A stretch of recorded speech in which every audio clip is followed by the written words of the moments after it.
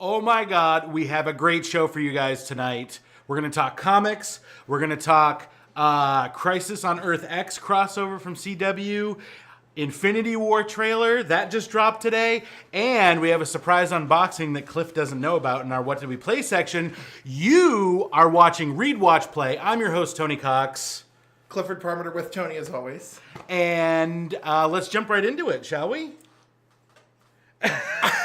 This week is insane. This has been for fandom. This has been, you know, it's funny. When Justice League came out, I was thinking to myself, you know, this will sort of be the last big thing. We'll have Star Wars, but like, other than that, Justice League will sort of be the last big geeky thing that I'll get excited about. And then it'll be Star Wars. Black Panther, though. Well, I mean, for the year. Yeah, I mean, for the end of this year. I'm thinking, there's nothing else could be more exciting than Thor, Ragnarok, and Black Panther, and then of course Star Wars. But my God! But wait, we'll talk about it. I gotta pull my energy in. Okay, we're gonna jump right into what did we read right now because we got a lot of stuff to talk about and cover. A lot of thoughts. So the Super Sons annual came out today. Several annuals came out today. There's a Batman annual. There's an Aquaman annual. They're all lovely. I recommend picking them up. They're $5, but they're like 60 pages or something, or 50. No, they're like 40 something pages. But yes, they're cool and I like them. But Super Sons, I'm so happy. Can we get the graphic up for the Super Sons, please? Featuring Krypto and Titus and the Super Pets. The Super Pets. So, the annual starts with Superboy and Robin doing their thing, defeating some guys, and Superboy at home has this little like corkboard of stuff that he wants to take care of. Oh yeah, also this dog goes missing too. That like kind of triggers things. Is that Captain Sisko? No. Right, but somebody was thinking of Avery when they did that. Yeah. So he's at home and he crosses stuff off the corkboard and he's like, I'll get to this. He goes and he's talking to Krypto like he would, and he's like, I'll get to the stolen pets thing tomorrow. Robin and I. Krypto is having none of it. Krypto just like kind of looks at it and his eyes glow red and flies off to the Batman farm to go talk to a bat cow who starts mooing incessantly so that Titus shows up because it's time for a team up. In the meantime, Ace is like continuing to sleep and I'm like, I'm a little old school. I'm about Ace, the Bat Hound, and Krypto. I don't know how I feel about Titus, the new Bat Hound. I loved it. It was just adorable. It was just so great. This looks fantastic. So they go to Detective Chimp, who has DC Detective Agency, right? Yeah. Because Detective Chimp DC. Right. And of course he can talk. So he's like, oh, Krypto, I know what you want. You want to bring the band back together again. And he's like, you have like Plastic Man's bird and everything. And even a reference to Prody, who is a Legion of Superheroes character who died in place of Lightning Lad. Or it died in place of one of the Legionnaires to bring Lightning Lad back from the dead. And if Legion comes back in fully to the crossover, then there's going to be some... Who knows? But it's really funny because Detective Chimp tells Krypto, he's like, listen, he's like, Streaky may not want to do this. She may not forgive you. And if she doesn't, I don't blame her. So there's a flood of memories through Krypto, but everything is through growls and cacaws and animal sounds. The only one person who gives you like dialogue is Detective Chimp. So they track down Streaky. She's in a park. She attacks Krypto. They're fighting. Titus comes between them, puts his arm on Streaky to calm her down. Oh my God, so many great flashes. Like here's a flash to Krypto remembering them battling Harley's hyenas, Dexter, the Red Lantern, and one of the owls from the Court of Owls. Adam, can we get the table cam there? Look at that. Oh, fantastic. So I'm like, I want to read that comic. Why are we not having this comic book? Like Peter J. Tomasi, I know you're busy, but give us Super Pets quarterly, right? Don't make a big commitment 4 times a year, Super Pets quarterly. Anyhow, it was a great story. Most of them team up. We learned that Streaky is like kind of in love with Krypto. Like he leaves and her thought bubble is a giant heart with Krypto inside. You know, so whatever occurred between them that we don't understand, she has profound feelings for him. You know, or I don't know, maybe Krypto like rejected her because she's a cat, like something crazy. But I mean, they have no problem working together. It's beautiful, isn't it? It's just so like just the story, like it's, and I'm looking at it, and it's like it's all cuckoos, cacaws, and barks and meows, and it reminds me of the Pizza Dog issue of Hawkeye. Oh my god! By the way, But in DC, like this is amazing. it's super amazing, and pun intended, because like I want to show you something about understanding the growls and the cacaws and all of that, right? Look at this. Ruff, ruff, ruff. What does that seem like? Up, up, and away? As he's taking Titus away. Am I wrong? It's No, exactly no. what it seems like. And look at Titus all like, oh my god, we're flying at super speed. Oh wow. Such great artwork too. It's beautiful artwork. The characters are amazing. It's real talent to tell a story when it's going to be Yep. growls and moos and cacaws.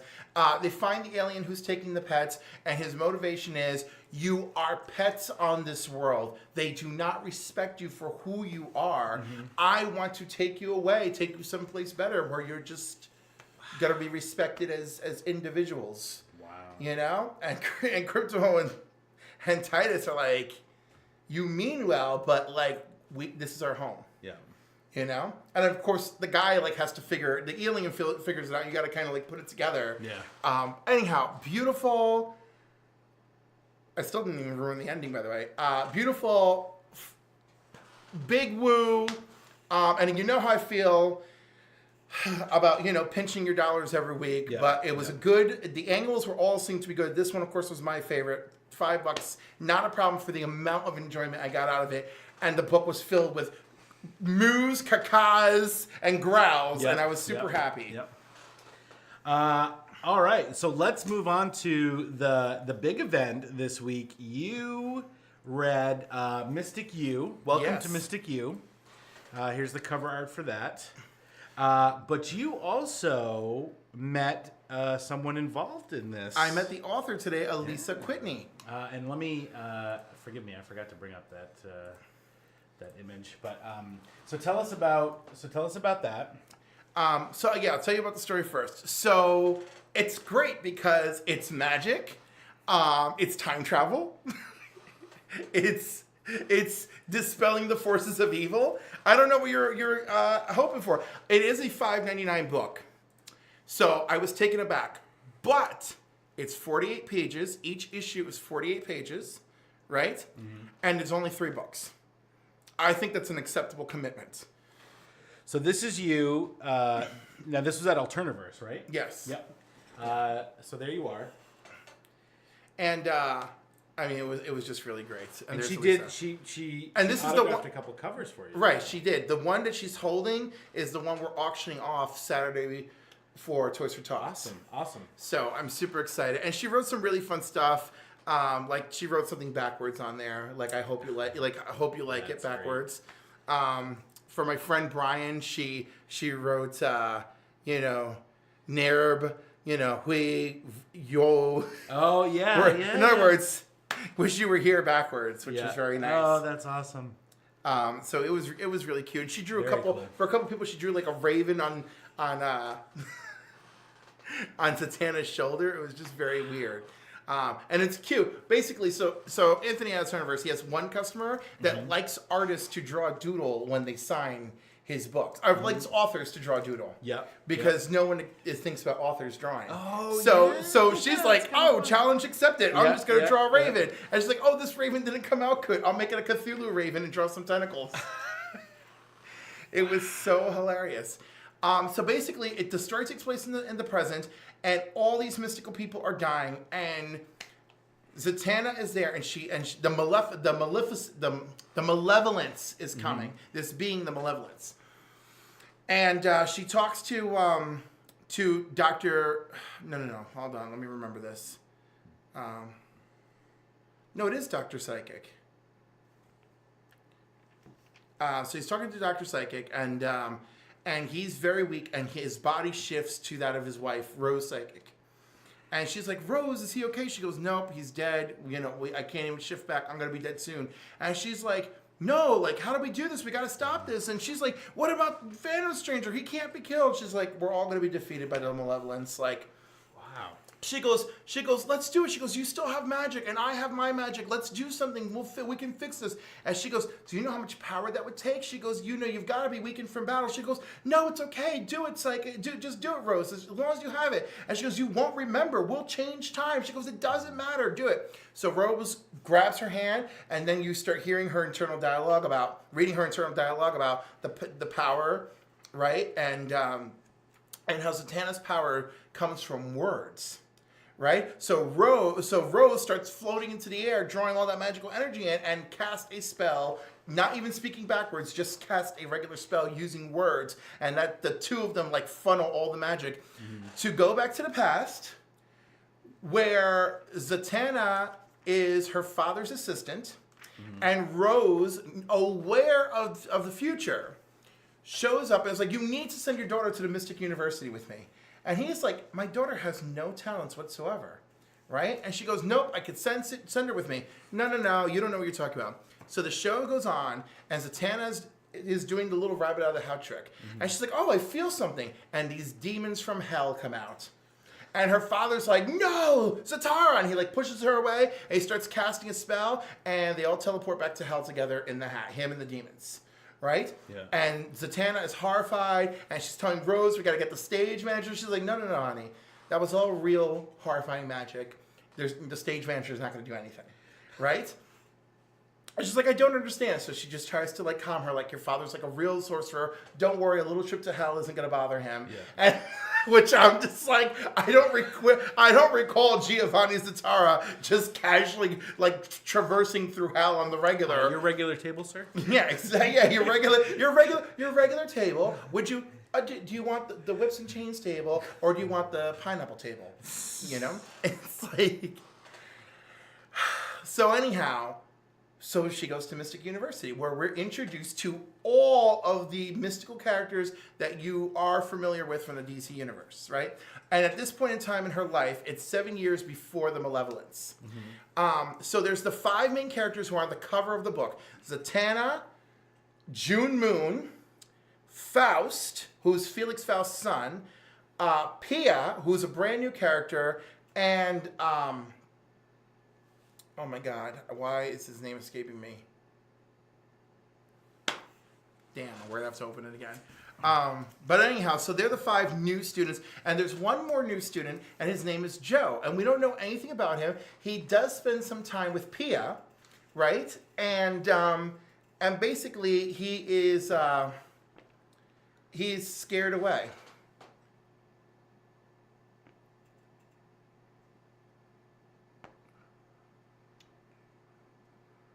Sargon the Sorcerer. So it's young Sargon the Sorcerer. And he has his jewel that is like the jewel of life. And June Moon keeps hitting on him. And the first time that they're paired off for a student activity, as she's hitting on him, the jewel burns her. And he's like, I'm sorry, my jewel must have thought you were a threat to me. And I'm like, it's June Moon, Enchantress? Probably. Wow. So the first issue is about getting acquainted with everybody. Oh, by the way, Pia has a healing power. Right? Or so she believes it's a healing power. This slime creature shows up that terrifies everybody. It scares Joe away completely. We only find that out when somebody casts a spell to hear what the creature can say. Yeah.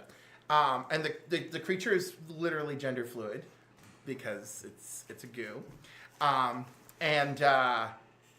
And joins the class, which is like hilarious. And in Magical Ethics 101, taught by Frankenstein the monster himself. Oh my gosh. So hilarious. But anyhow, it's great. It's really good. And in 48 pages, so much happened. And of course, Faust's origin is, if you've read Outsiders before, it's basically pre-52 origin. He's his father's son. His father is like, oh, I need to banish you to hell to complete one of my agreements and become, super powerful. And it did not go well. And also, he can't look you in the eye. He has these special glasses because he'll just like start sucking your magic and life force away from you. It sounds amazing. It is super amazing. Absolutely 5 stars in my book. And so now I can tell you about hanging out with Alyssa. So the last time I met her, she was also at Alternaverse to sign Batgirl Convergence, which she wrote during that event. That was 2 years ago. Oh, yeah. And 2 years ago, she was talking about, oh, there's this Zatanna story I really want to tell, but it's kind of complicated, and I think I'm going to have to use time travel. So from then to now, Yeah. to get this Wow. fully produced, and of course, in the beginning, I don't think you need to use time travel. She goes, I'm going to introduce a brand new mystical school to the DC universe with no background whatsoever, and we're just going to expect everyone to accept this. Yeah. Oh, you may have a point. Okay, all right, yeah. So I like the idea that Rose knows what's going on. The 5 students on the cover are the 5 suspects, of course, because the tarot cards told Madame Xanadu such a thing. Now, what's fun for me is I told Alyssa that, like, I have a feeling, like we have a red herring because Joe left. And, you know, Joe, it must be mystical in some way if he was sent to that school, right? And, like, maybe the malevolence is hiding in him. But, you know, Xanadu's cards pointed to these 5. Then, of course, the only new character is Pia. So that makes me wonder, well, now she's, like, absolutely it. And she believes her ability to be healing powers. Like, doesn't that sound, like, perfect for the person who's, like, evil incarnate hiding inside? Now, I also want one more while talking to the author. She thought all my thinking was, like, hilarious. Yeah. Because I was like, on the other hand, it could still be any one of them, and they could just figure out a way for them not to turn into the malevolence, Yeah. right? And, like, that way you have your cake and eat it too. Yeah. You know, you succeeded in introducing a new character, even if it is Pia, Yeah. and you have your villain, and you save the girl, and... Yeah. So anyhow, she just looked at me and smiled and laughed and nodded. And, you know, it was a good time. And, yes, get this book. It's great. A lot of people were talking about it on Twitter yesterday. Yeah. And absolutely, it's Awesome. really good. And you know how I feel when you actually get to talk to the writer and like how they tell you that they just went on this crazy journey to get here. It just tells me this is going to be a good story, because this isn't like, wow, I really got to finish this up and pay the bills. This is like, no, I pitched this hard. It took 2 years for me to get here with this. You know, it's like, I know this was like, this was like labor of love. You can feel the passion. You can feel the passion. So Anthony has a lot of authors and artists and stuff down there. Yes, because we run into them. How can people find out more about that? You just keep going to conventions. That's it. Because you meet them and then they're like, oh, if you want to get in touch with me, here's my business card. No, I mean, how can they find out about when Anthony has guests? Just follow the Facebook page. The Alternaverse Facebook There's page? an Alternaverse Facebook page and an Alternaverse Comics Facebook page, because what Facebook did to him was they merged one of his personal profiles to Alternaverse Comics and turned it into a Facebook page, and he was like completely mortified because he's like, I can't why am I supposed to do? And I was like, Anthony, you can still message me. It's not the same. I can't just use Messenger to talk to them. So there's Alternaverse Comics. You know, also he's got an Alternaverse Comics group too. But yes, and whenever there's an event, he posted. And it's really funny because some of these things, like it's mind-boggling. A lot of it is very last second. Like, you know, she happens to be in the area, thankfully. And then they made this arrangement and she came really quick. Oh, I do believe she's going to be back next week on Thursday. Oh, yeah? Yes. I can't remember why, but. And Alternaverse is in Hyde Park. Hyde Park. On 9G. On 9G. Yes. it's really weird how, like, easy. Right. Actually, from here, it's, like, super easy. Like, you go up a couple of roads here, you take the Rip Van Winkle Bridge, and then you follow the signs down 9G, and you just drive straight down until you're in front of the store. So, that's one good way to do it. And, you know, when we have more, like, scheduled things in the area, I'll certainly tell people. Awesome. And, I'm super happy with it. I mean, I'm happy. Like, I read it last night, and I was happy. I enjoyed it. And then talking to her about it today was just even better. And she even got to tell me a couple DC stories, but I don't think I'm at liberty to repeat them. But they were good. And like, I'll tell you one of them as soon as we're done. Yes. Um, Sounds good. So yeah, super happy with that. Those are the two big ones. I really want to talk about the other stuff. So let's quickly go over your sort of rapid fire woo boo. So we have X-Men Blue. This Yes. is Cross Time Capers Part 1. So this is the first legacy book for. I don't think so. I think the first Legacy book they did a crossover with X-Men Oh, Gold. okay. So, but I saw the cover, and the cover reminds me of the introduction of Apocalypse. Only Xavier's head is in the middle. So I grabbed it. Very good. Bloodstorm is in it. So talk about cross time capers, guys. That's still a big woos on the other one. Woo for this one. Next up is Moon Knight. Crazy Runs in the Family. This Okay, is Moon so- Knight 189. This is part 2 of the story Yep. I reviewed. Excellent. Woo. Next.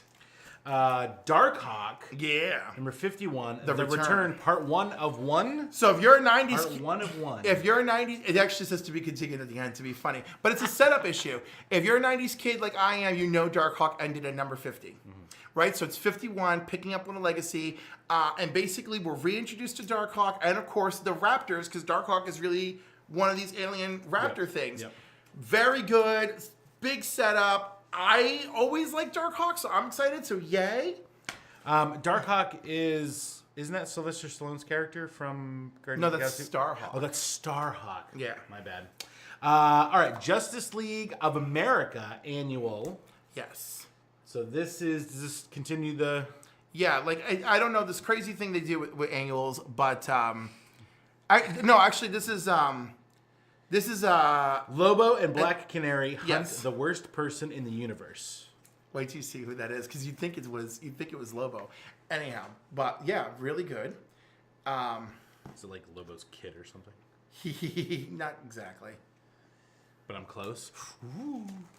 You're in the ballpark. I love Lobo. He's one of my favorite DC characters. But again, $5 annual, but really fun story. And I feel like there's a trick to writing Lobo and Black Canary doing a team up. Yeah, it's not exactly the team up that you would think. Right, like I don't know, they it have would to work. they have to work together in the Yeah. league, but now they're working together on a case alone. Yeah. It's funny, I like it. Very cool. And Hal Jordan and the Green Lantern Corps. This is number 33. I think this is part 1 of Fall of the Guardians. Okay.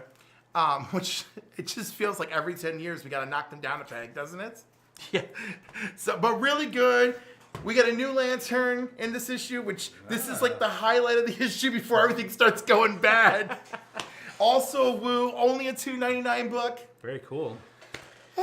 So a good selection of stuff to check out this week. Some other notable mentions came out that I unfortunately did not get to read right away. Betty Page number 5 came out. I started reading it, but I haven't had a chance to finish it. I love your relationship with that book. I don't know. The artwork has changed. The artist has changed on this one, and I think the last one, and I'm not quite digging it. So, and again, still some of the same issues. I'm not sure I'm going to be continuing it after this issue, but He says it all the time. Star Trek Discovery comic number yes! 1 came out this week. What, I saw- Light of Kahless. I saw or the. Kahless's Light. I forget what it's called, but it's the I think it's the light. Klingons. It's the light of So Chaos. Yeah, no, I saw Klingons on the cover. I'm like, oh. yeah, so I'm really excited. The artwork looks great in that. I can't wait to read that. Another Star Trek Boldly Go came out. I'm several issues behind on that, but I'm getting caught up pretty soon. And So, just seeing it in front of you was like, well, it's IDIC Part 2, Infinite Diversity, Infinite Combinations, and it has to do with the Star Trek multiverse. So I'm very excited to see the cover. This time was Kirk, McCoy, and Spock, but as females. So I'm very excited to see how this all works and how many different universes they're gonna crack into here. So I'm so excited. And we're getting yet another sequel to Star Trek Green Lantern. to Star Trek Green Lantern, so excited. So speaking of multiverses, let's jump into what did we watch. This is gonna be a huge segment, and we're gonna start it off with the Gorgeous artwork. I love this cover too. So, Crisis on Earth X CW crossover mega event, 2 nights, November 27th and 28th, just finished last night. So we had Supergirl and Arrow on Monday. Yes. We had Flash and Legends of Tomorrow on Tuesday. One full continuous story, the wedding of Barry and Iris. Okay. First of all, I mean, there's no hiding how much I love this, but the fact that the entire thing had Earth X had its own logo for the entire event. Yep. When they cut to commercial, there was a giant X that came across the screen to commercial, and it had its own music. Exclusive to Crisis on Earth X. Can I just say, the music in this was amazing. Especially the this way is like feature film quality score for this event. No, because they combined the 3 soundtracks of the 3 shows beautifully. So good. Every time there was a mega dynamic moment where like Supergirl, Arrow, Flash, where everyone was getting into it, the music shifted between the 3. Like it was like do do do do as Supergirl takes to the sky with Overgirl, and then it was like the Flash as freaking Kid Flash and Barry are running around. Like I was just like, oh my god, look at the tingles I'm getting. I can't even handle it. I can't tell you. So I watched the first 2 parts yesterday morning. Did it not have you in the first 7 minutes? So the montage where jumps from universe to universe about whether or not they RSVP'd to Barry and I was like, this is amazing. Already, I'm like, this is so good. And he's fighting King Shark. And he's fighting just out of nowhere. He's fighting King Shark. I'm like, this is amazing. And like Iris is like, I know this is the time. I'm busy fighting King Shark. Yeah, but not everyone has RSVP'd to the wedding. Who hasn't RSVP'd yet? Cut to Star City. Yeah. I'm a little busy, Felicity. I'm fighting ninjas. And she's like, well, it's not like you're fighting Damien Dark. Yeah, exactly. He's like, he's like, I think you need to be here to appreciate that you're fighting ninjas. So good. And then Kara's like, I don't want to go to a wedding. Yeah. Like, it's for me and Mon-El, and Mon-El is like with this Saturn person. And then the other one, and Alex, by the way, and I love Alex to death, right? So one of my big beefs is the more Supergirl show focused on Alex's relationship, the less it made of Alex. We rarely saw Alex, the super awesome combatant. We saw an Alex who was bringing her relationship problems to work all the time, which is just like, no. This is like... I mean, I don't disagree with that, but I've actually really enjoyed those episodes. I have, and I feel like it explores her character more, and I think that because these types of relationships might be new for her, that this might be a new thing where she's bringing them to work. So I kind of buy the whole thing, and I still feel like she's a strong woman. And right, but I felt it was taking away from her. It really was. I really would have appreciated if Hank had said, I love you like a daughter. Like that's what our relationship is. Yeah. But you know darn well when you walk through the DEO, if you need me, you come talk to me. But this is the DEO. Get back to work. Yeah. Like I would have appreciated that. I would have appreciated her and Maggie both kicking a little more butt. When they first meet, there's lots of butt kicking. The action sequence in the beginning of Supergirl season 2 with freaking Alex is amazing. Mm-hmm. And then the more their relationship seals, the less amazing Alex is. And I didn't even notice it. I didn't even genuinely notice it till a friend of mine pointed it out. And then I started watching season 2 again on Netflix. And I was like, oh my God. Literally, she goes from action superstar to teenage girl love festival. I mean, and again, you're right. I understand. But she's still that action superstar. Right. But that's okay. But so now she has this depth to her.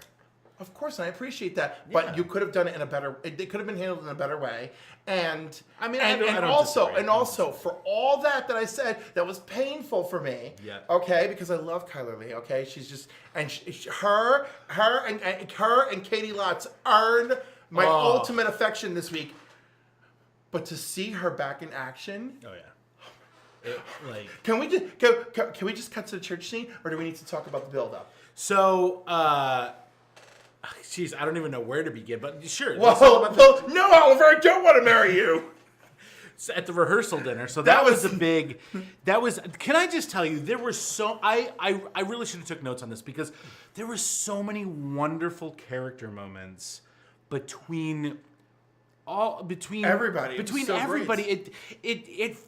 I was so impressed with how they managed all the storylines and all of the character moments, the pair-offs, the couplings, if you will, and the big epicness of the story. And just when I would feel like, man, I want it to build into more action, or I want them to build into something action, they did.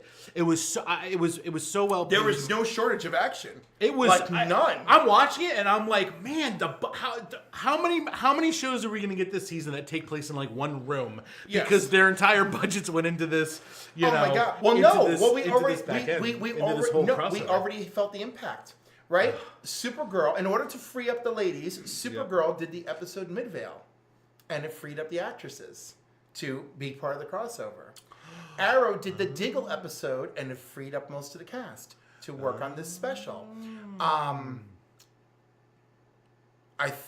think maybe Flash had to suffer the most for this, and I think, I don't know, I can't remember which episode of Legends they had, but basically everybody had an episode that kind of didn't call upon the main characters. So Sarah in a coma, so that she could be freed up.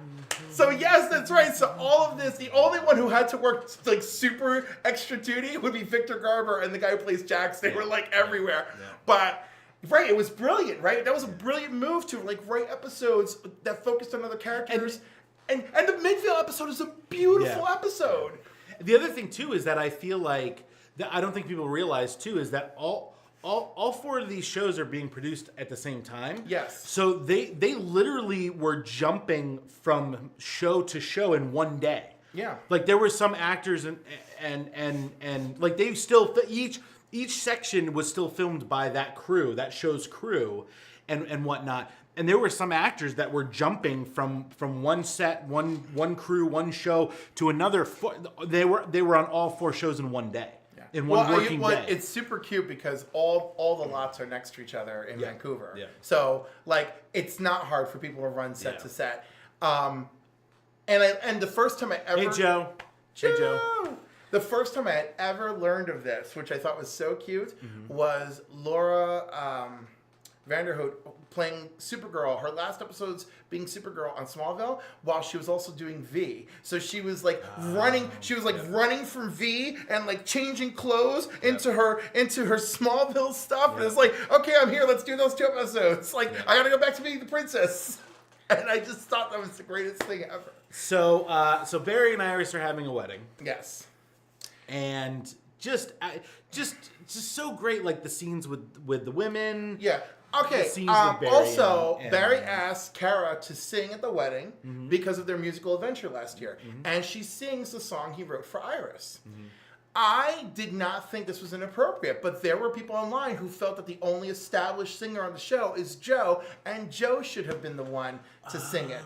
And I was like, guys, I mean, for those of us who love Glee and love superhero shows, let us have our moment. Let us have our little taste. Let us have our extra fantasy. I'm sorry if it pulls you out of the fantasy. I thought, first of all, I can't believe that some people think that song sucks. I like that song. Who thinks that song sucks? You give me a list. And I will go talk to them because that is unacceptable. Are you familiar with Collider? Okay, that's all I'm going to say about that. We're going to have to. I can't wait for next year, Kaka. We're going to talk to them. Tell me. Was it Jason? Maybe, and his wife. But like, I'm having some issues with them and their Star Trek critiques. So they've been mostly favorable. If we do run into them at New York Comic Con I can't wait because I love. We're going to have some conversations. This weekend I also sent a bunch of books for soldiers through Jason. Awesome. And I didn't know it was such a take. Do you know it was pinned up on his freaking Twitter since like November 1st? No. And I like just found out the other day. I'm like, oh, what's this? And I'm like, oh my God, Thursday. Oh my God. It was so expensive to ship those books when I had to do priority, so to make sure they get there by tomorrow. I was like, oh my God. But Did you have to send them to California? Yes. Oh. So but you know what? I just kept telling myself, it's the holidays, and it's for our soldiers. Yeah. It's the holidays, and it's for our soldiers. So next year when he does it, we'll absolutely, we'll try to get everybody involved. We'll do something big for that. Yeah, and try to do it sooner too. I'm like, wait, I got all sorts of trades. I sent some stuff that I love. I sent some of my favorite Constantine trades. I sent my complete X-Men Age of Apocalypse trade because I know a lot of you, whatever, you didn't like it. I loved it. It was one of my favorite alternate universe X-Men stories. I sent a Legion of Superheroes trade because I'm like, come on, let's have some Legion fans. I sent a classic Iron Man. I sent a Dan Jurgens, John Romita Jr. Thor, which was very good. I just there was all sorts of stuff, but I'm just like, I hope these people love it. I hope people open it and go, this is me. I sent X-Men the End, book 1, 2, and 3. Oh, cool. You know, I mean, so I try to send complete stories, and in physical comic form, I sent The Final Night, which is where, like, you know, Green Lantern Parallax dies, you know, reigniting the sun. So anyhow, I feel good about that. Yeah, I know. But, like, really, it's wonderful. And, of course, Saturday, my toy drive, which is great. And Elisa gave us a comic, and I have stuff from Paul Hart. Oh, my God. I'll just keep talking. But it's been an amazing week. Back to the crossover. Okay, I thought the song was appropriate. I love the song. I don't want to hear nothing about it. The church scene, there was so much action, but the church scene is my favorite. I just lost my mind. It was just so good. So good. You know, freaking Overgirl, bring it. Was it my favorite? I don't think it was my favorite moment in the show. I think... Of episode 1, was it your favorite moment? In episode 1? Yeah. I don't know. That beginning part where it goes from one to the other, I really liked that. Okay, well, I'll tell you... Okay. I really liked that. I love that. I did. The music, like, just the song, like, I'd almost say that was my favorite part of the show. But that church scene is okay, amazing. so I'll tell you why I love the church scene. The choreography for Katie, Kyler, and Prometheus. Yeah. Phenomenal. It was so good. Everything was on point in these episodes. Everything. Like Supergirl, amazing. Yeah. Like I have a little bit of problems with some of the fight choreography and the stunt work on some of the shows, especially Arrow. I feel like Arrow gets sloppy sometimes, but I would only agree with that if it becomes like a timing issue, because watching the choreographers for that show is just incredible. Well, to me, it's when they do these like big sweeping one-shot ones, which we got a lot of those. He's fighting a bunch of different people, and it's like basically what I think is happening is like they do it a couple times, and then it's like, all right, that's like this is all we have time for, so we're gonna have to do this. I think they nailed it. They nailed it repeatedly. They spent time and money on this thing. Because, oh man, it was epic. This was so good. This was a crossover like we have never had on television before. Can I just tell you, it is my favorite Justice League movie. It's everybody's favorite Justice League movie. These 4 episodes, I like. Every episode has a moment that made me melt. Oh. Everything was or like the final episode, it built me up, smacked me in the head, and broke my heart all at the same time. Can I tell you? So hang on, we'll get there. We'll get there. So the church scene. So the Nazis arrive. Amazing. Hates Nazis. Kid Flash zooming around, catching bullets, throwing them back into the gun, and then he like caught the one arrow that almost hit him. I was so happy. But then something weird happened. I don't know. There was like a little blur of energy, and it looked like he fell down or something. I couldn't understand what was that. I was like, a Reverse Flash was not there. It was just very weird. It was just this weird little moment with Kid Flash. But I mean, you know, he did the job, and of course they wrote him out. You know, if you notice, there's a lot of characters they used very briefly in certain points because I know they had to keep the payroll on point. Well, and my biggest criticism of this entire crossover is Reverse Flash. Which, again, I'm okay with. I know it's budgetary reasons. Yeah. And also, let us not forget, because I am sure they did not forget, and that this is their reasoning, okay? Who fixed Flashpoint? Right. Barry did not fix Flashpoint. That's right. Reverse Flash fixed. Right, and if he fixed Flashpoint, do you think he was going to let himself die that day like that? Or just cast the illusion that he died to give Barry the confidence that it's all good? I guess it didn't... the biggest thing I didn't mind that the character was there doing his thing. I just didn't think he should look... I didn't understand why he looked like Harrison Wells. Michael Lusher is doing a couple episodes of Will and Grace. That's, and I'm sure it was a scheduling budgetary thing. Yes. And I mean... But you know what? I'm not mad at it because Wells is awesome as Reverse Flash. Though Michael Lesher proved himself in Legends of Tomorrow, so I can't. Because I'll be honest with you, I like him. I like him better than Tom Cavanaugh as. But you know what? But Reverse Tom Flash. Cavanaugh, but again, I liked Tom Cavanaugh season 1. Yeah. He gave us season 1. Oh, yeah. He gave Yeah. us season 1 Wells. He sold it hard, and that was good. Yeah. It kept everything in formula, and I'll even argue it helped keep things in formula when their Prometheus is revealed to be. Oh my gosh! Oh right, so when because I'm like, oh, who's this Prometheus now? And I'm thinking, oh, they're gonna bring what's his name back and just be the regular, and it's Tommy Merlin, Oliver's best Yes. friend, and then I was like, oh, this is genius. Yes, and you notice that took place in the Arrow section Yes. of the story. And oh my gosh, like the thing, and I was thinking, oh, they're good. This is gonna be like part of this episode is gonna be Oliver dealing with this. Oh, he's dead. Yeah.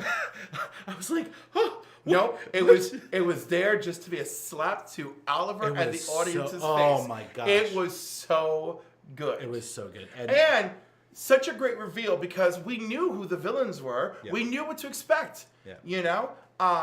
Although now after seeing all this, I feel like the CW Seed cartoon of the Ray really doesn't line up with what we saw last night. So yeah, does it fit in with this timeline? I at all, don't or? feel like it really does, but it's Really? just a great animated show, so we'll see. So that was the other thing that I didn't quite understand was why is the Ray from Earth 1?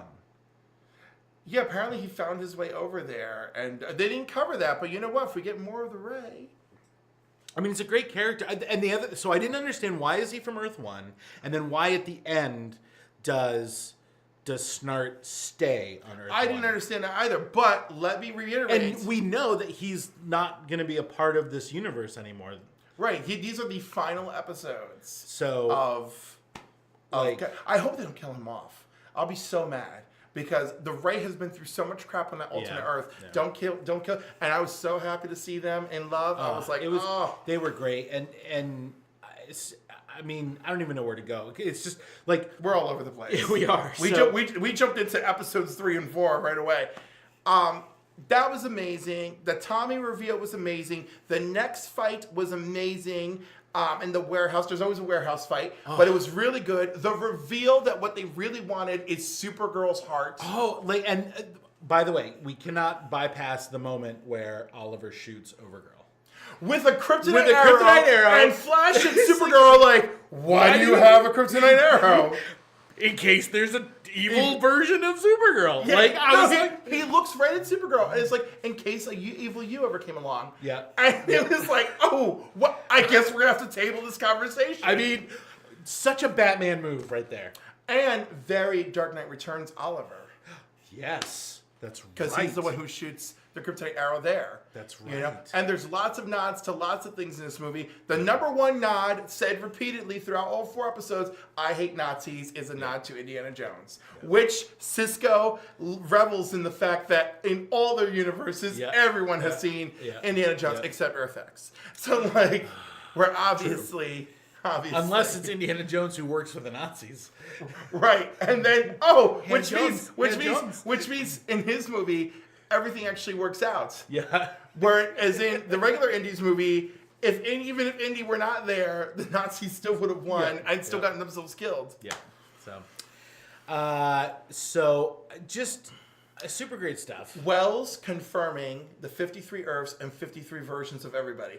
Therefore, there is a Clark and a Kara on Flash's universe somewhere. Even if they're sitting on Krypton, they're somewhere. That's true. That's Yeah. true. Now they have confirmed the 52 Earths before. Yes. But this is the first time that they've actually stated 52 versions of everybody. That's exactly what Wells said. There's So- 52 versions of everyone. 53, Yeah. counting Earth X. So,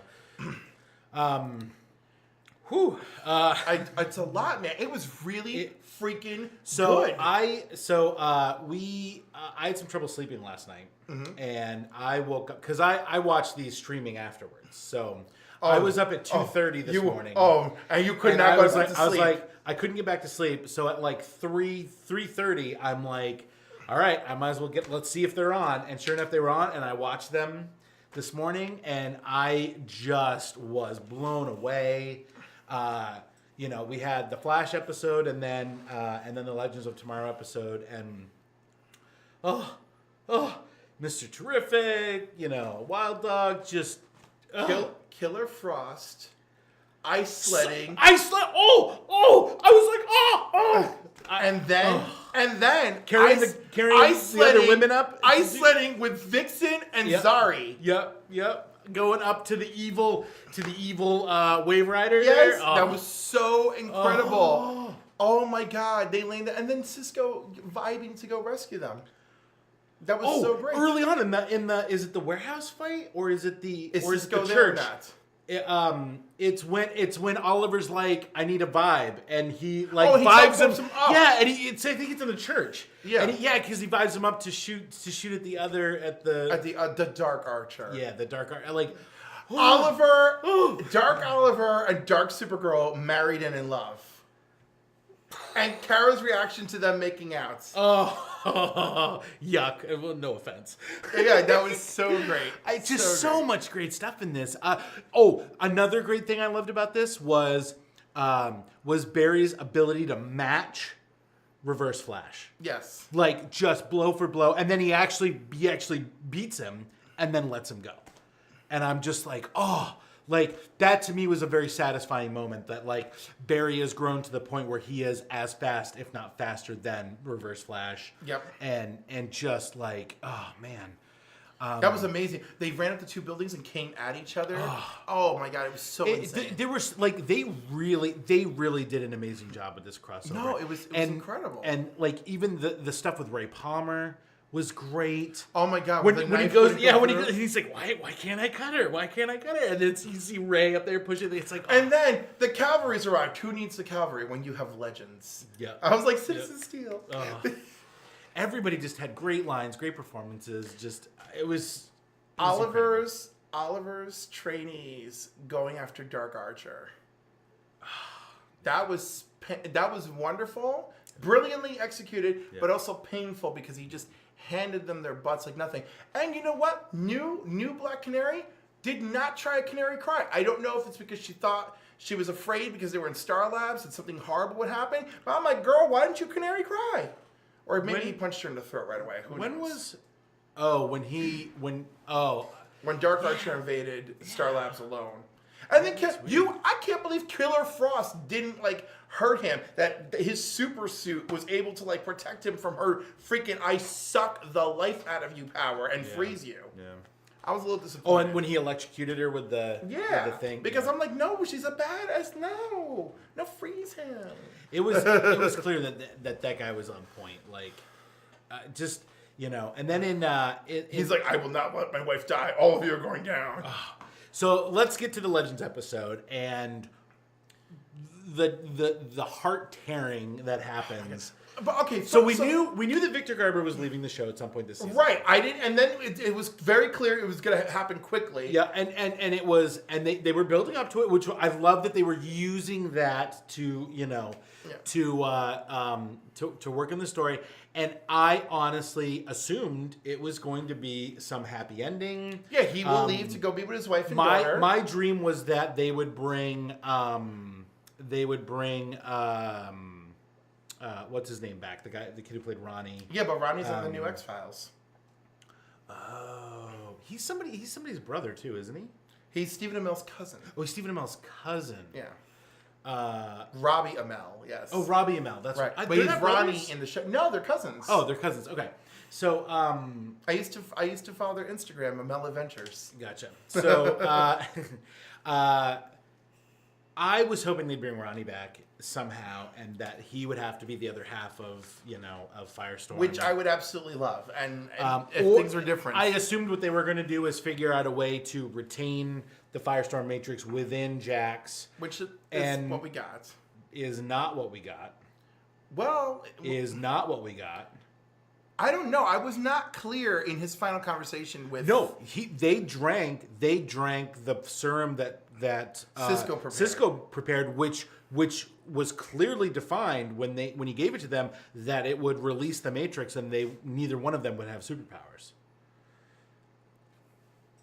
Well, I guess that remains to be seen in Jax's Jax's future. So it's very clear that, in my opinion, that Jax at this point does not have superpowers, is not Firestorm anymore, and cannot have the Matrix. There's some good writing points to get around to fix that. It's possible, but I mean, it was pretty clear in that scene with Wells and Cisco, and then the scene with where, spoiler alert, like I guess, big spoiler. Yeah, alert. we should have done the spoiler alert at the beginning. We forgot to. But this is the most spoiler part. When Stein dies. That was so incredibly emotional, and I was already like losing it when he's like, "No, Jackson, like we'll separate and we'll do this. Let's go kick ass." And I was like, I don't think that's a good idea. And then when I see him eyeing the lever, and he starts running, and I was like, oh my god, they're not doing this. Like they're not doing this. And then they did it, and then they did it, and they did it, and they did it, and they did it. Even on the Wave Rider. Oh, just my everything. God. And then it was like, oh, because of their connection, Jax is also dying, and I'm just like, what is happening? Yeah, I was like, are they gonna just kill two characters in one shot here? I was like, holy cow! And I'm like, they're not gonna do that. Oh my god! Every conversation they had about being like father and son, and then when he was telling him, "I do love you like a son, and I had a full life." With adventure and with love, and that's what I want for you. And so let's do this. Let's drink and Victor this. Garber performance. And Okay, Victor Garber, by the way, Victor Garber like dusted off the Academy Awards and was like, "Remember who I am." The emotion was so His lower lip starts quivering when he's like, oh my god, so dude, I'm still getting chills. I can't handle it. I'm gonna rewatch it again. Victor Garber was dude. I rewatched it again too. Yeah. Like how much this morning I rewatched. Yesterday morning I watched 1 and 2 over, and then this morning I watched 3 and 4 over. But like. Yeah, he's an Academy Award winner. But also, there's so many things that my thoughts went to. Like, remember the episode where they switched bodies just a couple weeks ago? Yeah. Oh, and how wonderful they both were. Yeah. And I was just thinking, I was like, wow, that's real chemistry when you hang out with somebody on set so much, you can do the mannerisms and everything. And then I thought to myself, oh my God, like, Victor Garber, like, really elevated, like, everyone around him. And especially in this crossover. Yeah. The moment that his death was imminent, every moment forward, you could feel every emotion, And even when, oh my God, what was it? Oliver who said, like, he was our friend, and we're going to avenge him. I was just like, it was just so. I think that you could see everyone's face, and oh my God, the let's suit up scene from part 2. Where Supergirl just pops the shirt, Oliver puts on the hood. They do the little thing. And everybody gets a moment. White Canary pops into her cat suit. Yeah. Freaking Alex pops into her black jumpsuit. Yeah. I was like, the ladies in their jumpsuit. They had amazing chemistry. Those two. Their whole story arc and their whole action sequences are just. I want incredible. More of that. Like they gotta figure out. Let me tell you, I was ready for I'm ready for a White Canary, whatever they are, a White Canary, Alex Danvers crossover, or just their own team up. Yeah. I couldn't handle it. But I love the fact that Canary is thinking about Nyssa, right? Yeah. And while Alex is thinking about Maggie, and it was just beautiful. And I don't know, it was such a, and a lot of this is so weird, I'm going all over the place. A lot of psychologists say that like the best way for you to get over things is just to, have a release. And I mean, this wedding event was quite, like, I feel like Alex and Supergirl could go home and handle anything. It's like, we'd be a world full of they better Nazis. come back next week and just be like, oh, like we're ready to take on anything. Yeah, like I want Kara to walk in and be like, what's up, man? Now, how's your wife doing? All right, out of my way, boo. Out of my way, because I got things to do. Like, it's a woman's world, and I gotta work it. Oh, it was amazing. Yeah. Jax having to give the news to Stein's wife and daughter, and just first that she was just like, first when it was just him and the wife at the door, I lost it. Then him, the wife, and the daughter at the funeral, and they're like, "Don't you know that you are family?" I was like, I lost it. It was so good. Like I just I don't. First of all, I can't think of another crossover we ever had. The only crossovers I can think of in the past is like Buffy and Angel, which were fun. The first crossover in my early life I can think of is Bionic Woman and $6 Million Man.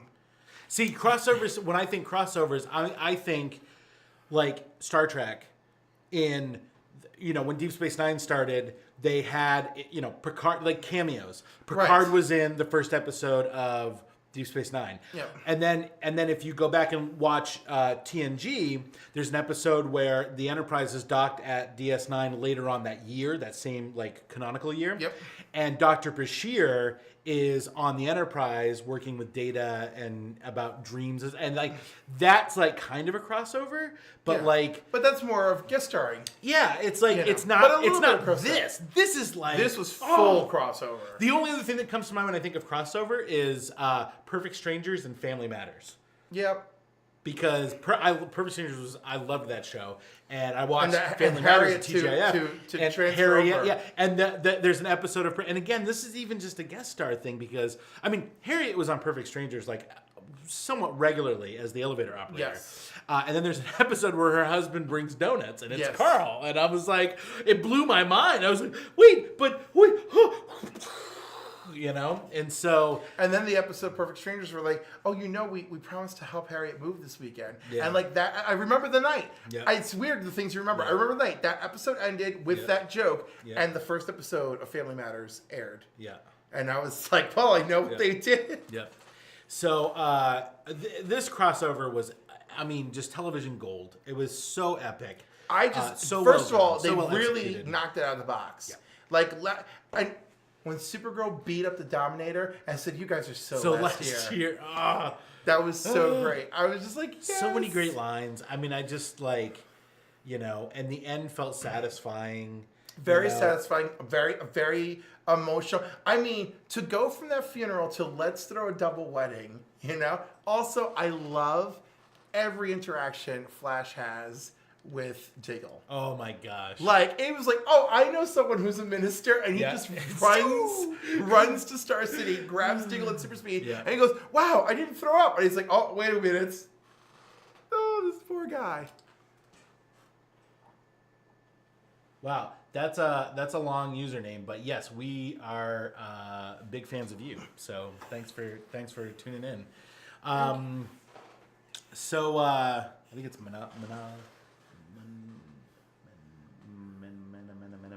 anyway. So yeah, super great. Any final thoughts on this epic crossover, because it was just incredible? I don't have any complaints. Like, every time I heard someone have like the smallest complaint, I was like, I don't know you. I don't understand you. Yeah. I love Leo Snart as their Captain Cold. Another great moment when Barry's like, what about you make a plan, you throw the plan out, you expect changes, and there's no plan. Yeah, and Snart is like, I always have a plan, and I down to the meticulous detail. Yes. And I was like, that's amazing. Or when he's telling our oh my god, Heatwave. Yeah. When he's telling our Heatwave, he's like, he's like, there's one of you in my world. You kept running into that burning building, pulling every police officer out. He's like, I died saving pigs. yes. Like, he was like horrified at the revelation. by the way, I had no idea that he's Australian, I think. Yeah. No idea. Yeah, it's No amazing. idea. Yeah, he carries this American gruff accent. like- Oh my god. Okay, so while we have Canary and Alex hooking up, him sitting down next to Barry's boss, the police commissioner, and his husband, and the two of them kind of, and You're like, you look familiar. no, him going to look familiar, and him, oh my god, but no, the fact that the fact that his husband, the husband of Barry's boss, is kind of checking him out, and I didn't even notice that. and I was just I'm like, yeah, what are you thinking? And I'm like, I'd like to follow this storyline, but I have a feeling we're only gonna follow Alex. Man, it was so good. Everybody did such a great job. I can't wait to rewatch this again. They've raised the bar They have. And now we need to see this again. By the way, I already felt like the bar was raised just having Phil Jimenez create the art for this event, and that it be a strong homage to Crisis on Earth Prime from the 80s. And I mean, I was a little excited for it, and I got a little more excited as the build-up came, and they kept releasing new images. This artwork really got me like excited. No, right. This artwork drew me in. The other live action artwork that they did Yes. with all the characters, like I was so wrong about Droid. It's definitely was Metallo. Metallo, It was yeah. definitely Metallo. Also, couldn't really understand the use of Red Tornado, but appreciated that Red Tornado I was wanted there. more Red Tornado. Yeah, but I wanted them to. I wanted them to like convert Red Tornado. how about John Connor win? Yes. Like, holy cow! Oh my. By the way, talk about giving him something to freaking do. Oh, I was like, He was so good as General General Winslow Shot. He was just like, he just looked at Alex. He's like, excuse me. He goes, look, it's General Shot, not Win. And he goes, I'm sorry. I need to save my people on my Earth. Oh, yeah. I was like, oh my God. I was like, Jeremy Jordan, did you take steroids? I was like, what happened here? Just incredible. Just so good. I don't like. I don't know. I don't think there's any more we could say. It was good. It's a woo. It's a 5-star. It's a huge. I love it. The studio would collapse in on itself if we actually wooed as loud as As we it want to, deserves. so, Yeah. All right. Well, something. Was there something else that happened recently too that we should talk about? I feel like I Marvel feel like there was- may have dropped some sort of let's trailer. give some Marvel a little love. In Avengers Infinity War trailer dropped, teaser trailer. Is that even a teaser? That It's was a a whole teaser. lot of That's trailer. not- no, that was a no, whole that's lot a of teaser trailer. trailer. That's a I teaser know. It's, trailer. you know what? I don't even think I want to watch anymore after this. Like you know when you get the trailer and you feel like you're just like, Yeah. and it's like okay, that I have to stop here. Now we saw the leaked footage from Comic-Con. Yes. The San Diego Comic-Con. And some of that is here. Some of that is in here. You could certainly see where pieces of what we saw in this teaser trailer were from scenes that we saw. Yes. But there's definitely a lot more in the San Diego Comic-Con trailer, which is fine. I know, They but there was a deserve little lot something more special. here that wasn't there. So teaser trailer, a lot of Thanos voiceover. Yep. Which, by the way, I think the biggest thing for me from this trailer is I am so excited for Josh Brolin as Thanos, and his dialogue is so well written in my opinion. Like this what he says in this It's and powerful. is eloquent and like and powerful and weighty and just like the gravitas that Do you know what's Thanos funny? walks The with. last time I felt gravitas in a Marvel movie was Robert Redford in Winter Soldier. Yeah. Every scene Yeah. he's in, the scene is elevated Yeah. immediately. Yep. Which again, I have to. Which, by the way, quick throwback, I give to Victor Garber in this crossover because he was just delivering so hard. Yeah. But yeah, no, I haven't. I would felt- argue Tilda Swinton has some gravitas. Oh, yeah. I think Robert Redford's character lends more to that. Yeah. And that, but I felt But the same way a little bit with Tilda Swinton. But I felt she had more swag. yeah, You know, yeah, I'll and agree with that. whereas I felt like he had that true Yeah. gravitas, that true sense of like, are you friend or foe? Like it just every moment, the fact that you, the audience, are like, I'm sure he's the villain, but like I'm actually questioning it right now. Like it was just so good. Yeah. So But here we have Thanos. you get a lot of stuff here, And, so Oh my god! Did we see in this trailer the debut of Spidey Sense? I think so. I think so, and I loved it. Loved it. The fact that every hair on Peter's arm stood up and curled back. Yeah. I was like, yes.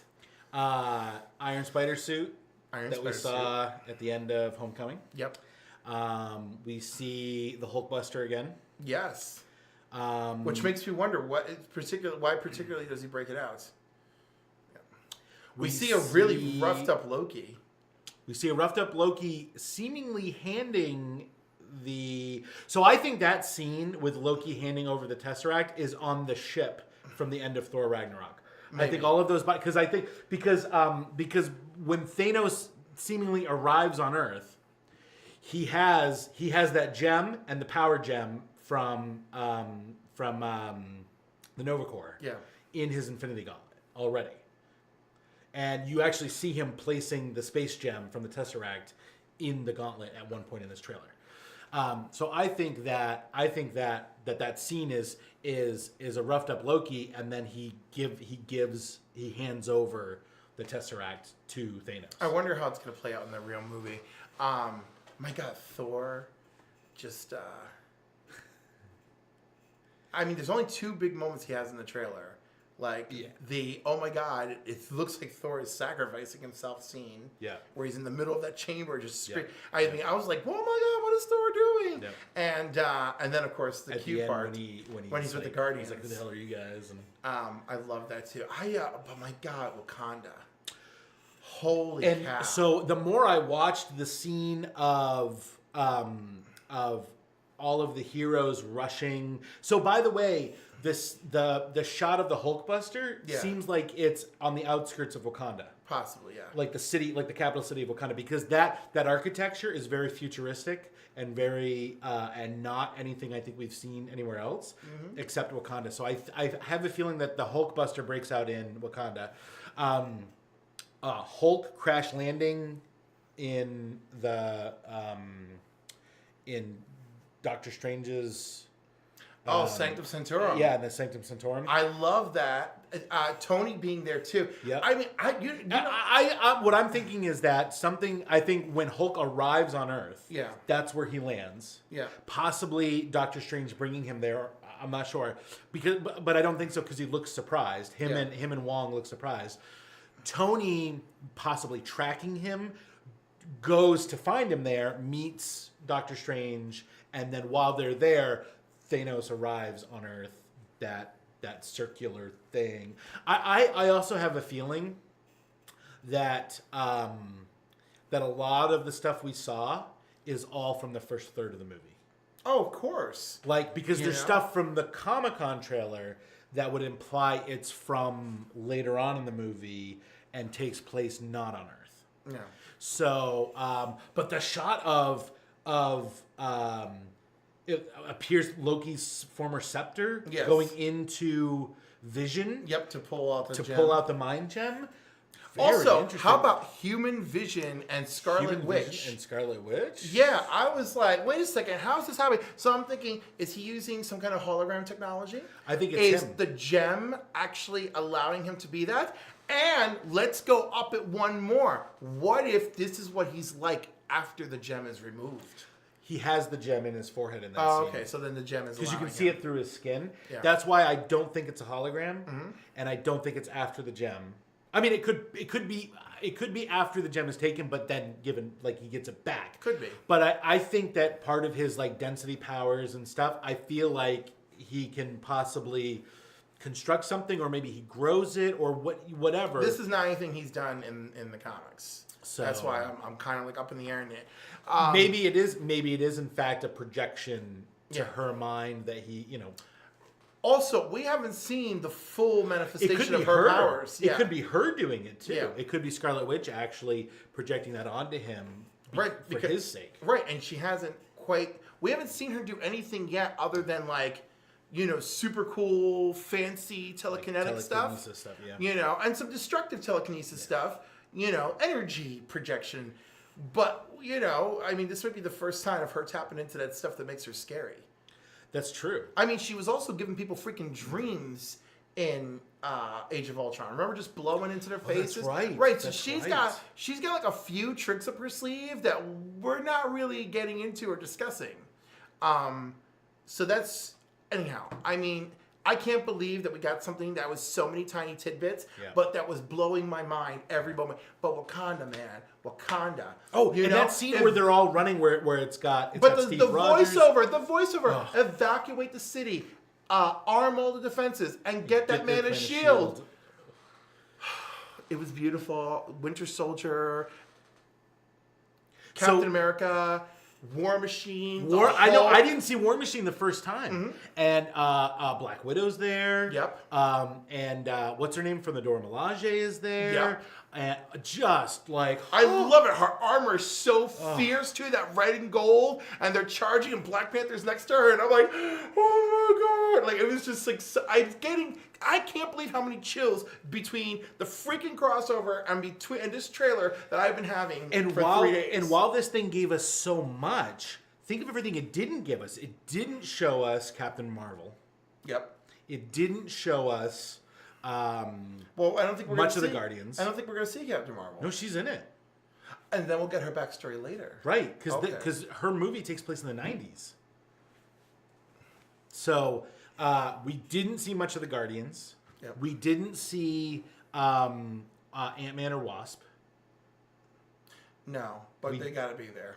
Oh, they're in there. Yeah. The list of who's in this movie is incredible. Yeah, you know, you know the one thing that stands out as a disappointment to me, after all this time,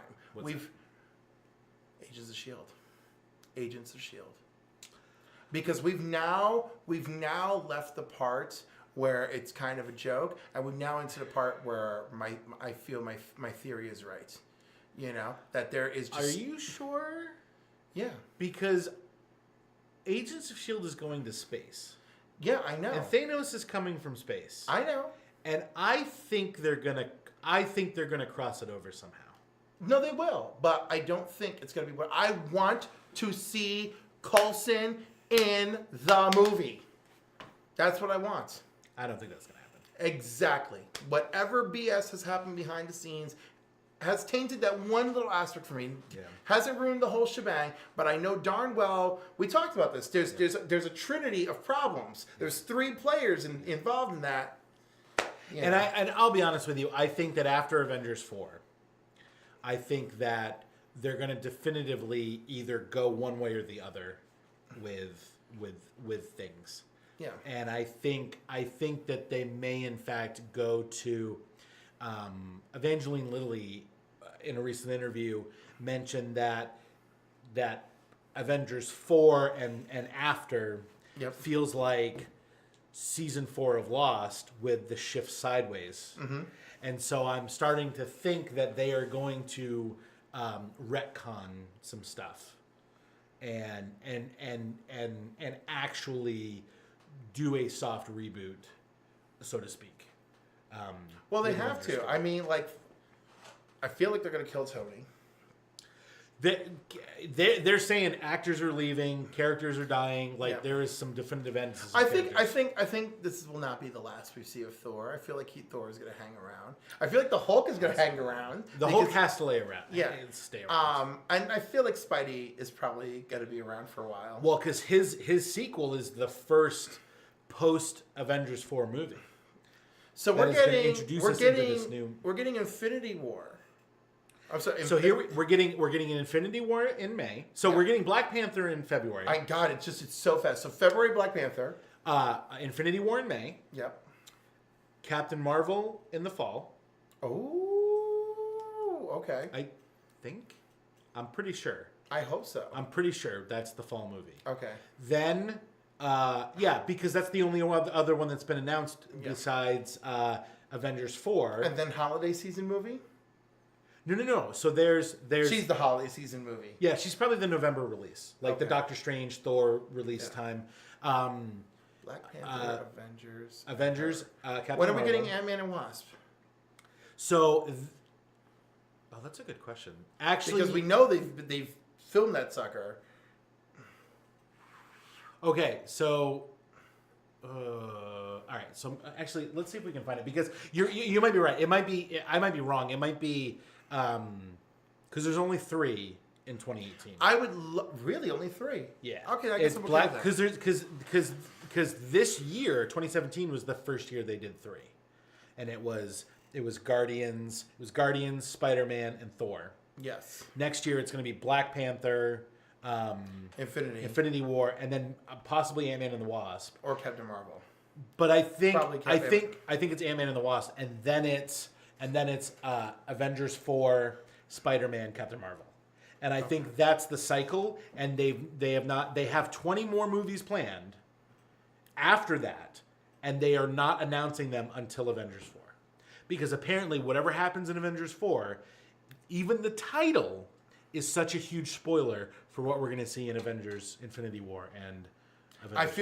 I feel like however Infinity War ends is going to set the tone of everything that comes after. Oh, absolutely. Absolutely. But I'm super excited. I love seeing Steve Rogers. I love seeing everybody running through Wakanda, and like they look so they look so ready for the charge, but at the exact same time, I also feel like they're running for their lives. You know, because like all the heroes are up front. Oh no! Okay, so we're slightly wrong. So it's Black Panther. Yep. Then Infinity War. Yes. Then Ant-Man and the Wasp. Yep. Then Captain 2019. Marvel. Yep. Then Captain Marvel. Then Avengers 4. And then Spider-Man. And that's the completed announced dates. What does it say about Agents of S.H.I.E.L.D. down there? This is just a list of the Marvel TV shows. No, I know, but let's see if they have what they have on the thing. It just says it goes up to season 5 for S.H.I.E.L.D. Yeah, it just says season 5, 20. And then of course Cloak and Dagger is coming. And who knew that girl could sing? The one who plays Dagger. I don't know. She was in the Thanksgiving Day parade singing. I couldn't believe it. They're like, and star of Freeform's new series, Cloak and Dagger, and I'm like, she's like singing Santa Can't You Hear Me? I was like, what am I seeing? I was blown away very quickly because I mean that the parade, there's like a has-beens. So let's wrap up the trailer discussion. So overall, what were your thoughts, and how does this make you feel about it, Infinity War coming out, and what did you think about this trailer? What mood is it set? Has it changed anything for you? Other than like I expected greatness, and then this came and said, "You want greatness?" And I'm like, "Oh, I can't handle the greatness." I couldn't. Spider-Man, amazing. I wanted his Spidey senses. Yep. The fact that this was clear. Doctor Strange and Wong and it hit me fresh in the feels. I enjoyed seeing all these characters play together in the Earth X crossover, and then like I was just that overwhelming sensation just came right back at me, where I'm like, oh my god, like all these great characters are gonna get to play together. It can't be anything short of amazing, especially with the freaking voiceover dialogue from Thanos about like, you think you won, you're not, you haven't lost, and like. They were pretty smart to release this right after. I would have assumed that they would save this trailer for the Agents of S.H.I.E.L.D. TV premiere on Friday, but they didn't. But they did release it the day after Earth X crossover. So I'm wondering if possibly they're like, oh, you like superhero team-ups? What do you think of this? I'm not surprised. Especially, I don't know if you noticed because you watched them streamed, right? During the crossover, every episode during the commercial break featured an ad for Star Wars. Ooh, it did a little. There were some, but actually, a lot of the stuff on the stream was FIFA 2018. Of course, because I think they sponsored the crossover because they were doing like even on the behind the scenes video, the crew is like playing the game. So like I think there was a lot of FIFA commercials, but there were some Star Wars commercials too. That one TV spot with Luke and the Falcon and stuff. There's one of Luke and the Falcon, one of Rey, and one of Kylo Ren. Yeah. And those were the three that I saw both nights, and I was like, So yeah. So for me, I'll be honest with you. I was slightly underwhelmed by this trailer. You could not have been. I'm gonna be honest. I was slightly underwhelmed. You didn't get feels watching Spider-Man's hair curl up. But I already saw that. I saw that in the leaked footage. No, the hair coming up is not there. It's in the leaked footage from. Okay, well you know what? My mind blocked it out to save it as a surprise for me. And I was disappointed. That Thanos didn't throw a moon at the Avengers. I know, but we gotta say something for the next round. I understand. That's why I'm sorry. I'm not any less exciting. Pounding Tony into the ground. No, but he just punched him. Yeah, just. There was a meme where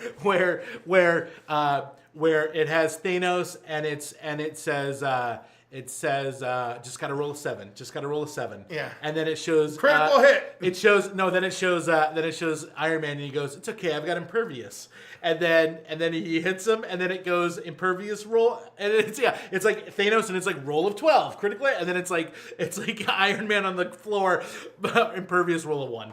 Yeah. So I'll be honest, it was slightly underwhelming. Still a huge woo because I'm excited for this, but I'll be honest with you, it was This slightly is what underwhelming. happens when we're overexposed, I feel. It is, and I had a huge conversation with I'm Adam just saying about that- superhero fatigue. I know, and but it's a that real moment thing. of all of them charging, I was just like, I was blowing me. I was excited, but I'm My just mind. I'm like,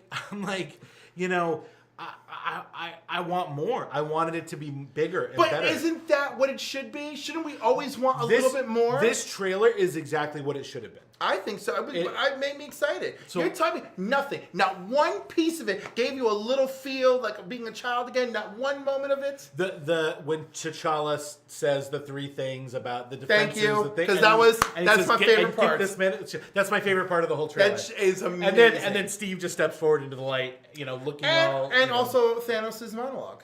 And Thanos' dialogue. I think was those incredible. two. I think those two. And I am so obsessed with Josh Brolin in this character now. And I'm so happy he did not look like Purple Bruce Willis.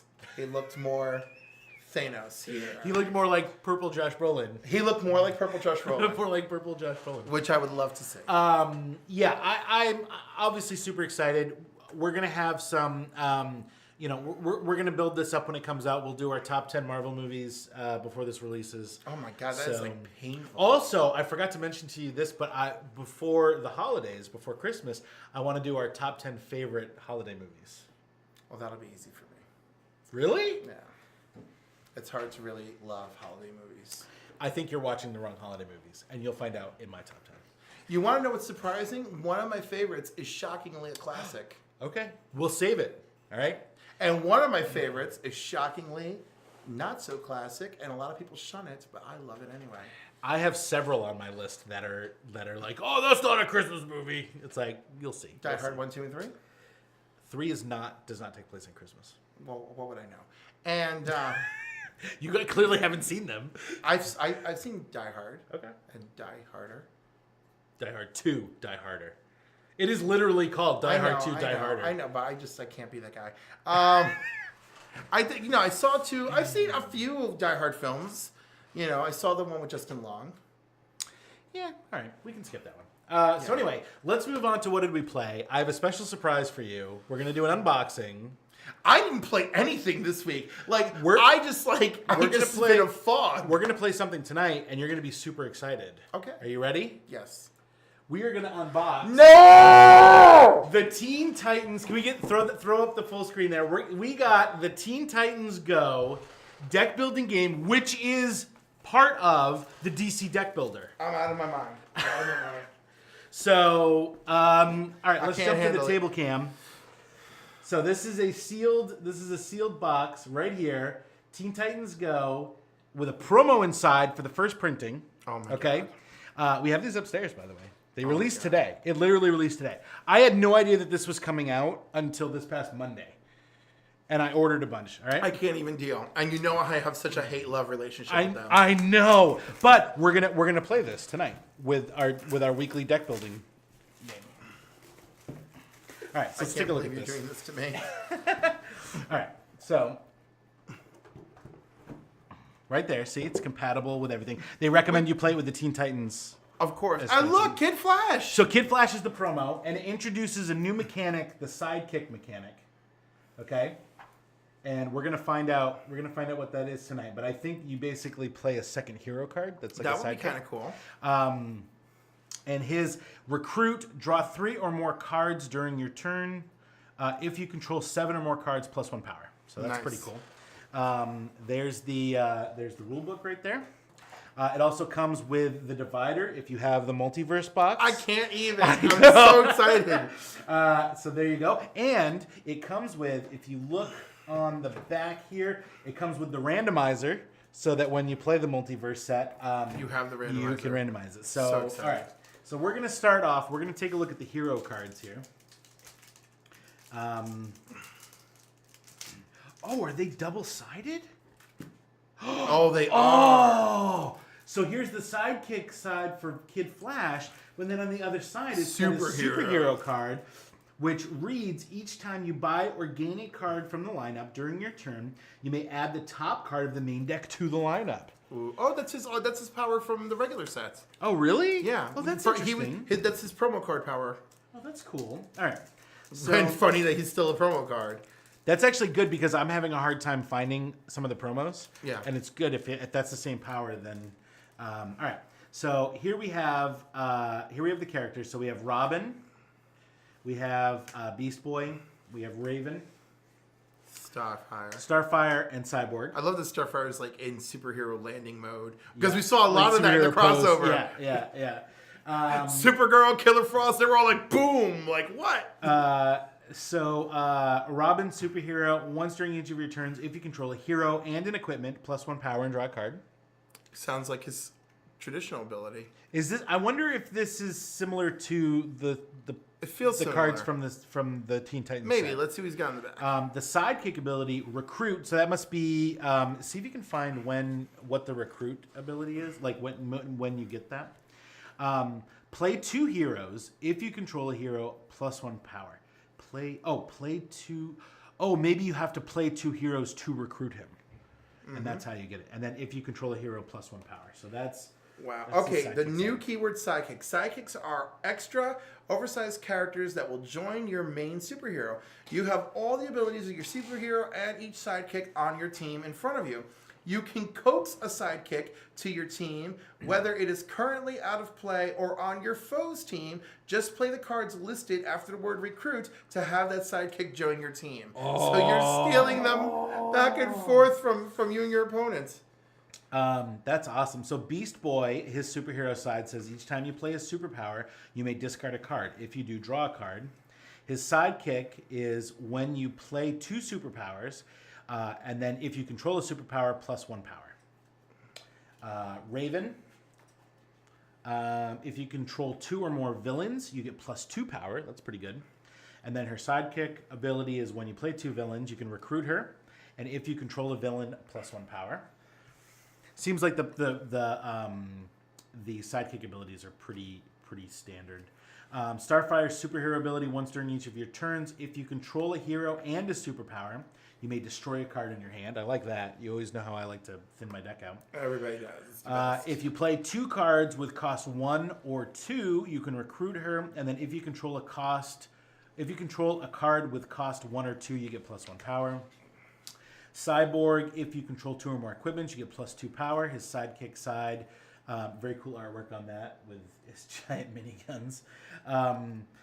Play 2 equipment, you recruit him. If you control an equipment, +1 power. So that's pretty cool there. Instead of vulnerabilities, we have Yes. snack time cards. Yes, this is pretty cool. I'm going to open this up right now. If you haven't played DC Deck Builder, you basically get there's 2 starter cards. There's 2 different starter cards. Yeah, and where we normally have vulnerabilities, we have snack time. And we have Titans Go apparently. Oh, snap! There's another one. There's another starter. So if you've played, Titans Go is our kick.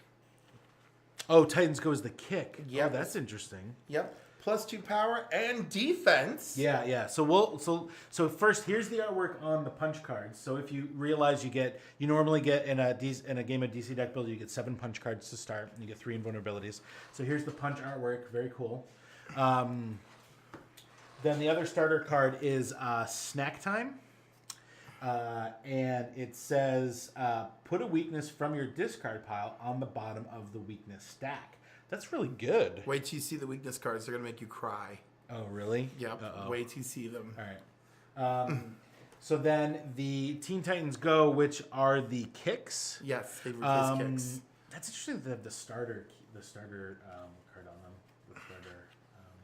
I could see some interesting benefits So to that. +2 power, and then defense. You may return this card from your hand to the Titans Go stack to avoid an attack. If you do, draw a card. That's pretty convenient. And notice it's a 0 victory points.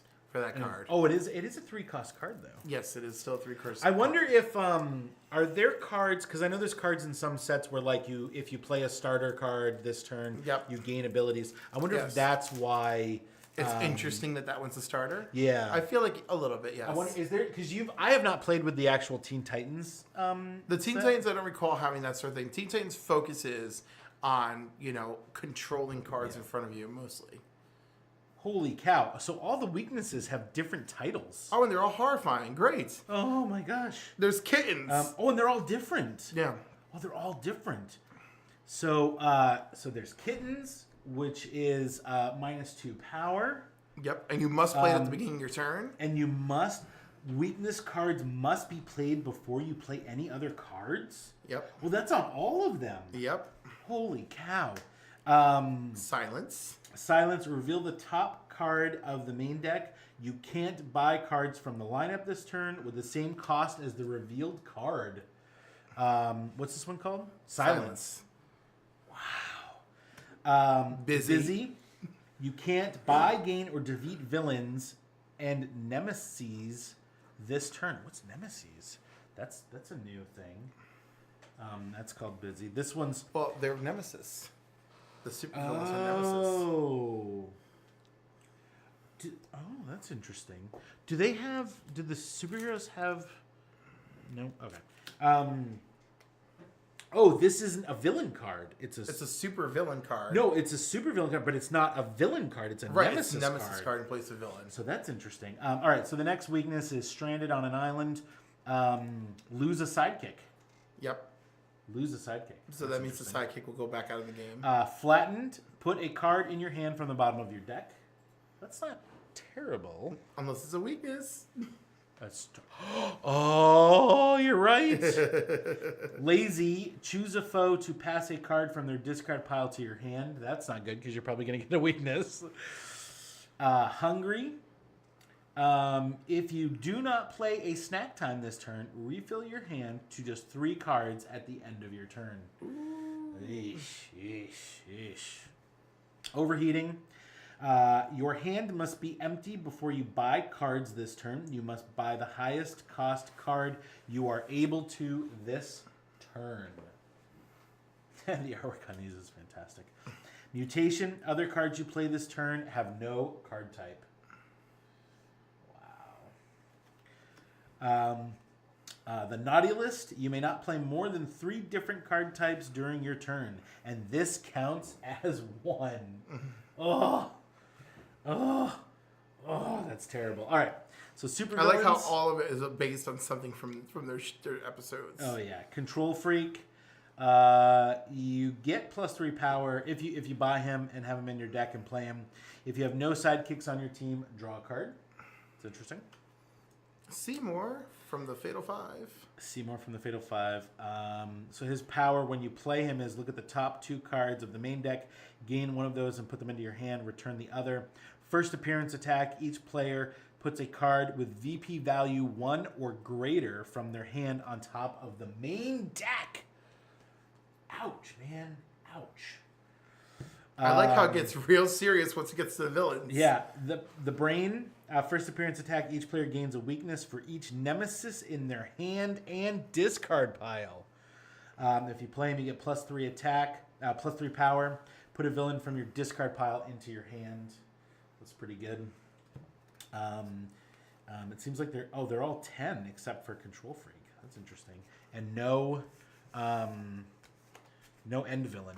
So possibly Right, you could truly possibly shuffle random. them up however So, you yeah. want. Right, because this is not an expansion; it's its own game. It is its own game, and you can combine it with Yeah. They recommend you play it with the Teen Titans set. Which means we could mix this with the Birds of Prey. Gizmo. Yeah. Gizmo, Jinx, Bully Numerous, Mammoth, Brother Blood. Blood, and Trigon. I want to read Trigon. Recruit a sidekick, steal a sidekick from a foe, and that's if you play him. And his first appearance attack, each player loses a sidekick. Each who cannot gains a weakness. Wally T, their #1 fan. Yeah. Speedy's in here. Miss Martian. Aqualad, Batman. If you control an equipment, recruit a sidekick. It's pretty cool. Kitten, Killer Moth's daughter. Yep. Perry, Killer Moth, Twin Destroyers of Azeroth. Yep. Cinderblock, Mad Mod, Mumbo Jumbo, Plasmus, Terra, Monsieur Mala. Mother May I, Ravenger. Oh my God, look at Ravenger, adorable. And Deadly. Blackfire, Dr. Light, Slade. That's the best Slade Wilson ever.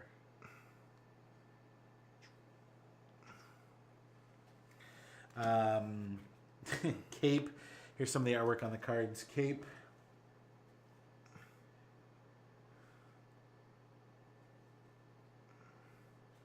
Very cool. The blaster. Dodgeball launcher. Very cool. Jetpack. This is a pretty.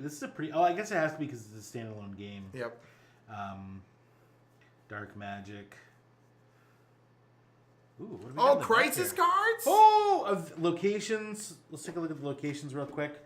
Titan's Tower, ongoing if you have one or more sidekicks plus 1 power.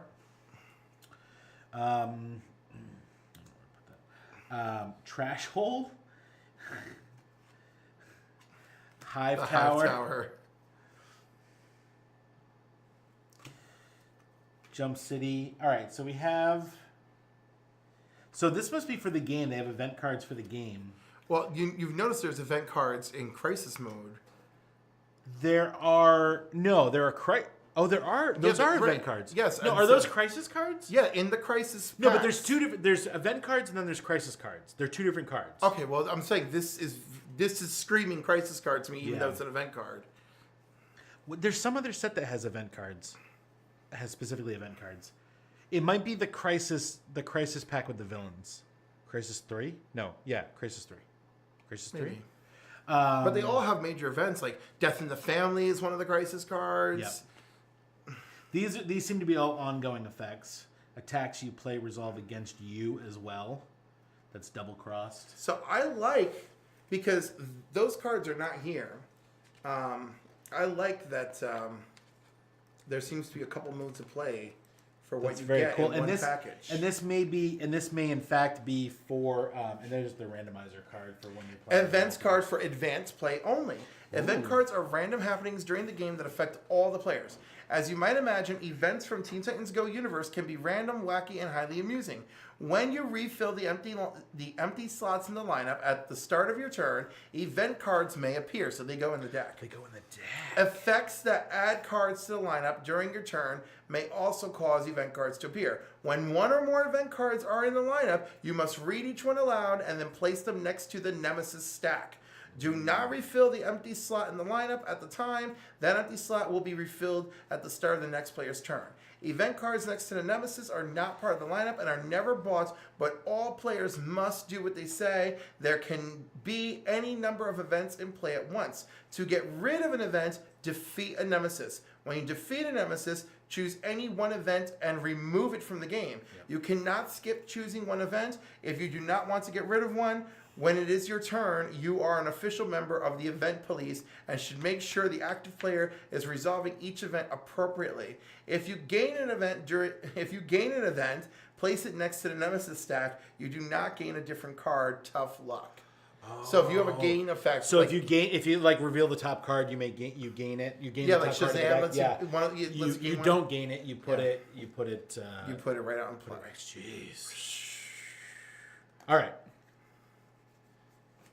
So that sounds fun. You ready to play it? Yes. All right, so let's move on to Thought Bubbles.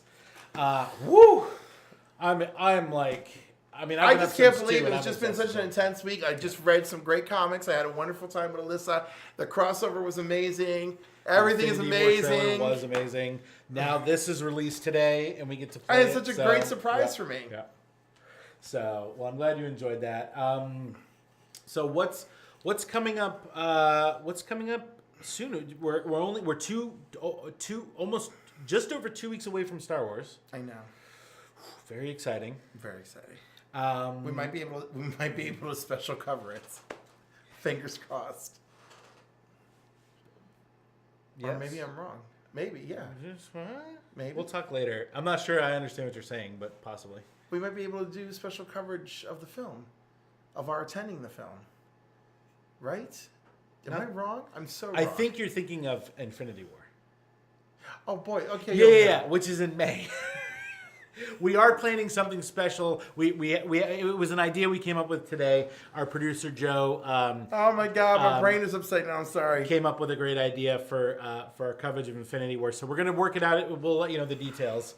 Not the Last Jedi, because it's gonna take some more planning than that. But Yeah, we're just gonna show up and watch it. Like I know. normal people. Trust me, dude. This has been an exhausting week. Well, my brain is on fire because all I can think about is Toy Drive Saturday, Toy Drive Saturday, Toy Drive Saturday. Right, and then all of this geekiness happened in the meantime. Yes, So. and so please join us at Poughkeepsie, 26 South Hamilton, Ridley Little School. We'll be there 11 to 3. Bring unwrapped toys. I'll have refreshments, and my God, it's incredible. Oh, and I stopped by the Poughkeepsie store this week too. I mean, I did a lot. Yeah. The Poughkeepsie store is looking very nice. Good. I'm glad. You know, and I'll probably be down there. I'll probably be down there at the beginning of next week. So. Okay. And also, there's that literacy thing hanging over our heads at the Poughkeepsie Galleria. Oh, that's right. They emailed me. When is that? Is that in I don't know February? you, I think it's in February. I hope so. I think February is literally. But remember, they've already sunk their teeth into you. Yes. And they want us there. Yes, this is true. So, so lots of stuff going on. So many good comments. Oh my God, it's a week, man. So we'll keep you guys all up to date and cover as much as we can. And next week, all the CW mid-season finales next week. Oh, that's right. Yep. So very exciting. So again, thank you guys for sticking with us and watching. Hopefully, you got some good entertainment value out of our coverage Hopefully of the we didn't blow crossover up your and speakers. the Infinity War trailer. If you haven't seen that, this is probably too late to say this, but if you haven't seen that stuff, pause the show and go back, watch it, and then watch the rest of the show. But anyway, thank you so much for watching. I'm your host, Tony Cox. With me as always, Clifford Parmenter. and we'll see you next time. Yay!